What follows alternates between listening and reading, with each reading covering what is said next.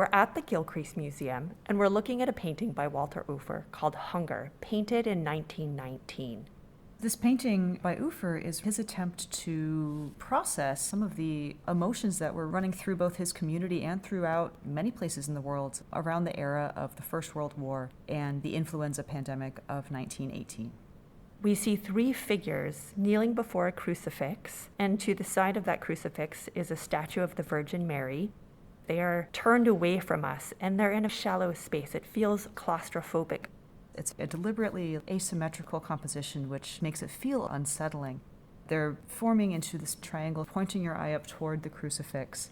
The woman on the left places her hand on the man's shoulder. And most of the canvas is taken up with this stark adobe wall. As you look at the surface, you'll also notice there are bare nails scattered all across this wall.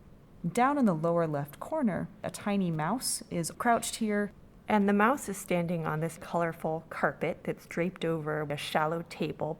The crucifix and the Virgin Mary are an example of a New Mexican religious sculptural tradition. They're what are called santos, and more specifically, they're bultos, or sculpted holy figures. And the Christ figure wears vestments that are traditional to the penitente tradition of Catholicism. The penitentes are a religious brotherhood that was formed in New Mexico during the Spanish colonial control of this area. So New Mexico was once in the Viceroyalty of New Spain. After winning independence from Spain, this is now part of Mexico and eventually will then be absorbed into what is today the United States.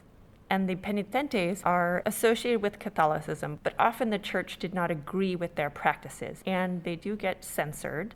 And the penitentes are a group that still exists in New Mexico today.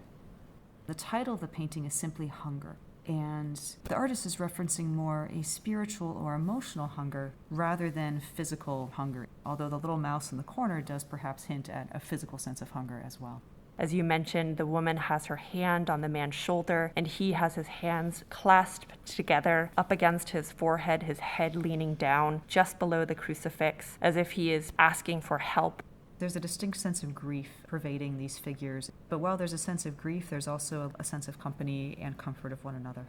And that tension between loss and comfort is something I see in this idea that there can be solace found in holy figures, but at the same time, we see that the crucifix is broken and the nails on the wall, which suggest that there had been other figures at one point, and now they're gone. There's symbols throughout the painting that speak to this idea of loss or of emptiness. So Walter Ufer was born in Germany in 1876, and when he was a young child, his family immigrated to Louisville, Kentucky. For the rest of his life, he would claim Louisville as his birthplace. Part of the reason for that is there's anti-German sentiment that is strong at this time. Ufer also had a chance to travel in Europe as a young man, and most notably, he studies in Munich from 1911 to 1913. And at this point, Munich is a major center for the study of the arts in Europe. It's in Munich that Ufer develops his signature loose painting style. And you can really see that in this painting in the adobe wall. He imbues it with this three-dimensional sense. After he spends time in Germany, he comes back to the United States and will make his way to Santa Fe and to Taos, which is where he will paint Hunger.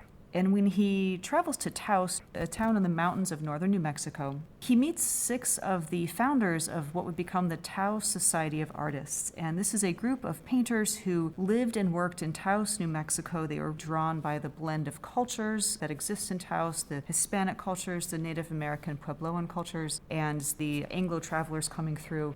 The Taos Society of Artists comes together to support each other to plan exhibitions. And in 1917, Walter Ufer is invited to join the Taos Society of Artists. It's at this moment when you have many artists who are searching for a supposed authentic American art. Artists like Walter Ufer are positing that this blend of Native American and Latin American cultures in New Mexico represented something distinctly American, and so they saw the Southwest as an inspiration to create an American school of art. When Walter Ufer first starts working in Taos, New Mexico, his initial paintings of Taos show a beautiful, welcoming, light-filled place. His painting Taos Plaza, it has this stunning blue sky. It's all about this landscape and the distinct light of New Mexico. So this painting, Hunger, is very different. Ufer, with his German background and German name, is someone who, as you mentioned earlier, tried hard to make people forget that. In some ways, we could read this painting as Ufer finding a parallel in what's happening in New Mexico with different long-standing traditions that are being suppressed. There's also a potential reference here to the devastation that's caused by the 1918 influenza pandemic. Like everywhere across the world, the flu pandemic hit Taos, New Mexico in 1918, and Walter Ufer and his wife Mary assisted the town's one doctor in caring for patients. I can only imagine that that would have been a traumatic experience to witness. As all of these events are happening, you're getting news reports about the devastation caused by the First World War. Ufer, like so many artists of the early 20th century, are grappling with that larger question. How do you understand a world that's been thrown into such chaos and devastation? He said that this painting, quote, has nothing to do with Indian life, but means the world at large. And so while he's depicting members of the Taos Pueblo, it's really not about this one community or this one culture. This is a reference to events that are spanning the globe.